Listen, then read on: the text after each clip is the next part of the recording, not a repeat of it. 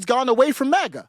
MAGA should not be, oh, you're not Israel enough. That's not a MAGA take. That's not a populist take. That's not an American populist take, that you're not pro-Israel enough. And I can tell you, he's no friend of Israel, that's for sure. And he's no friend of the Arab world either. You take a look at what he said. He's no friend of, he doesn't know what to do. And this is a terrible take. I mean, it's just an absolutely terrible take. Middle MAGA. Pennsylvania, get out and vote. What's going on at the college level and the colleges? Here we go. NYU and others is a disgrace. Let me reset that. So let me reset that with a comment from Mike Has Bad Knees first. So Mike Has Bad Knees says, this is left versus left fight. Let them duke it out. I absolutely agree.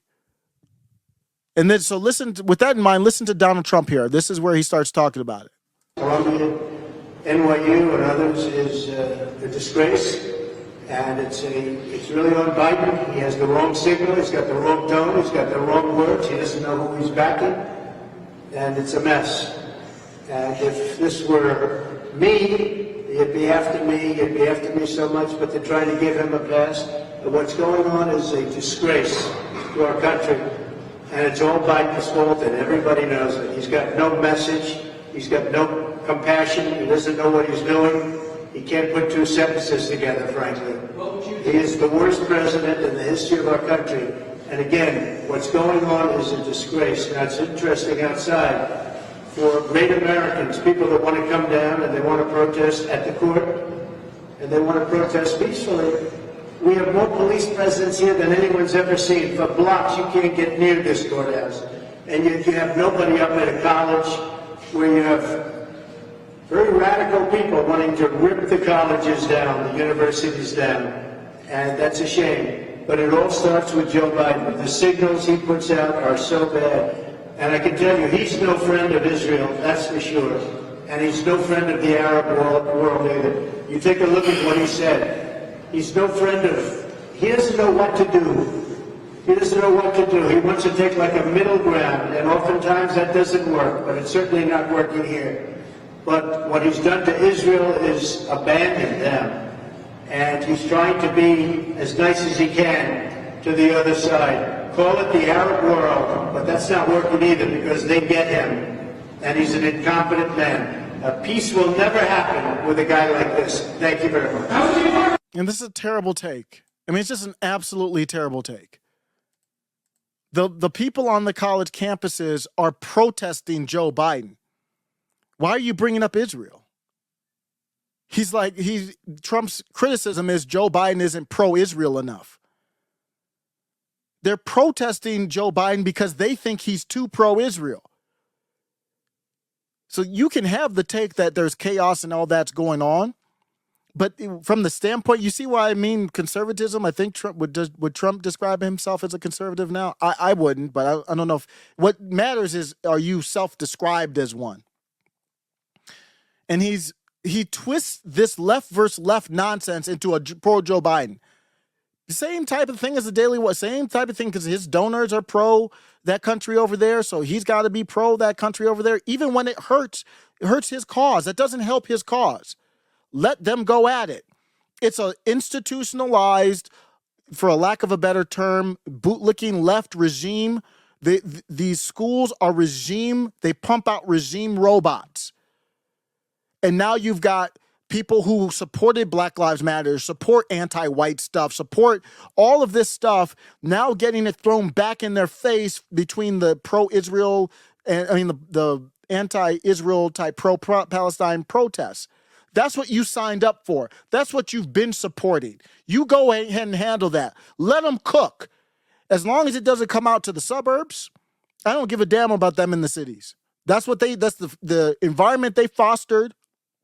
Go ahead and do whatever you need to do in your cities. You all support it. That's the take. That's Joe Biden's America. They support this nonsense, and then now they start fighting each other. So instead of taking that take, Donald Trump brings in Israel for it. What is that about?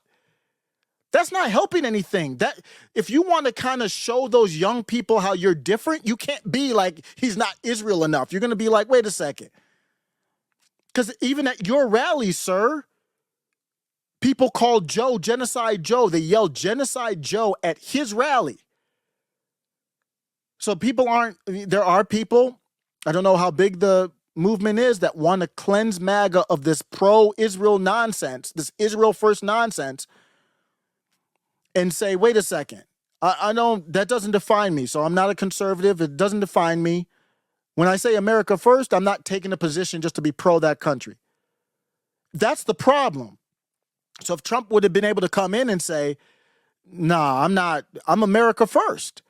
And he could have tied it back into Scott Gallagher and saying, you guys can't afford homes. And this dude's over here giving Israel money. That's where Trump should have came in. That's where Trump could have come in and really driven that wedge in there. He's not driving a wedge in with the young people by saying Joe Biden's not pro-Israel enough. He's too soft. What kind of terrible take is that's an awful take. Awful, awful, awful position. You have to be honest about what your position is, but that's a terrible. I don't know why you would even position yourself like that, because now they look at you, because the problem is these people, it's not just all young people. There's a lot of older people in the same position where they're looking at both of them and they're like, I don't like neither one of y'all. And Trump did not, see, he's gone away from MAGA. MAGA should not be, oh, you're not Israel enough. That's not a MAGA take. That's not a populist take. That's not an American populist take, that you're not pro-Israel enough. You have a beautiful moment here, and you talk about not being pro-Israel enough.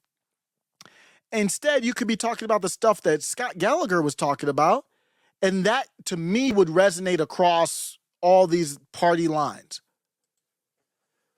Very, very disappointed. Scott Gallagher, way better speech and answer to this. That wasn't his answer. He's pro-Israel. I understand that. But just from Trump, that's a MAGA answer here. Scott Gallagher, no matter what he is, that is populist right here. This whole take where he's talking, this right here, this is what Trump should have said. Basically, you start his take from the beginning. This is exactly what Trump should have said about, look, you see what's happening on college campuses? Let me tell you what's happening under Joe Biden's America. So in America, we've decided to try and create a super class of billionaires. And then if they win the gold medal, we're going to give them the silver and the bronze. Two biggest tax deductions, capital gains and mortgage interest. Who owns homes and stocks? People my age. Who doesn't know? Who rents and makes their money from current income? Young people. So we've decided that the wealthiest people in the world should get exceptionally more wealthy. Minimum wage stuck at $9.25. Stock market is screamed up. The average 70-year-old is 72% wealthier than they were 40 years ago. The average person under the age of 40 is 24%. How crazy would that have been if Trump? Now, he can't rattle off all those points because he's big on the stock market. But I think you can have both. I'm big on the stock market, too. How crazy would it have been if Trump came out the courtroom and that was his take on the college campuses?